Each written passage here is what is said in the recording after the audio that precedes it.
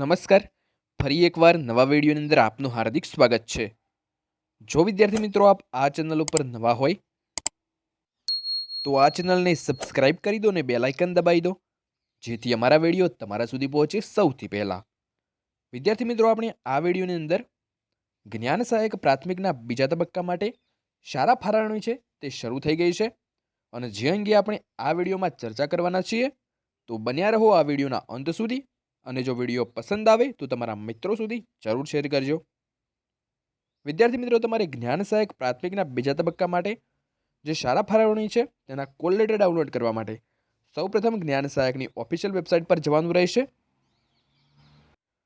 અને જેની લિંક છે એ ડિસ્ક્રિપ્શન અંદર આપેલી છે. આપ ત્યાં આગળથી તે વેબસાઇટ ઉપર જઈ શકશો.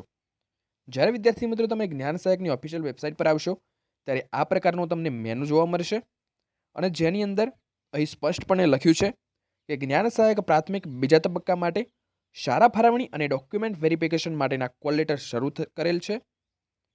કેન્ડિડેટ લોગિનમાંથી કોલ લેટર ડાઉનલોડ કરી શકશો.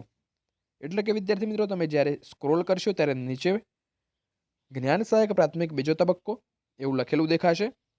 ત્યાં આગળ જ્ઞાન સહાયક પ્રાથમિક બીજા તબક્કામાં શાળા ફાળવણી અને ડોક્યુમેન્ટ વેરિફિકેશન માટે અહીંથી લોગિન કરો ત્યાં આગળ તમારે ક્લિક કરવાનું રહેશે. અને વિદ્યાર્થી મિત્રો, તમારે અહીં ટેટ 2નો set number, mobile number, password, captcha fill up કરી અને તમારે લોગિન કરવાનું રહેશે.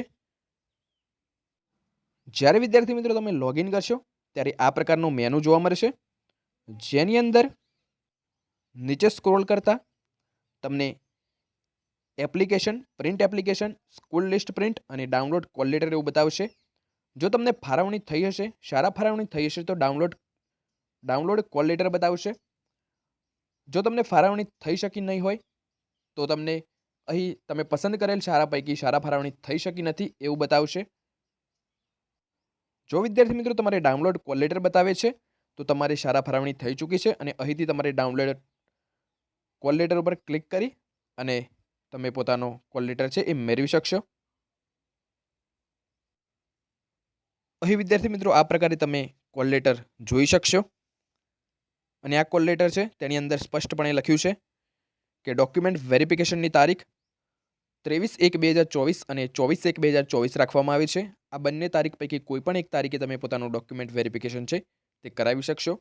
અને જ્યારે ડોક્યુમેન્ટ વેરિફિકેશન કરાવશો ત્યાં આગળ તમને શાળાની અંદર હાજર થવા માટેની તારીખ આપવામાં આવશે.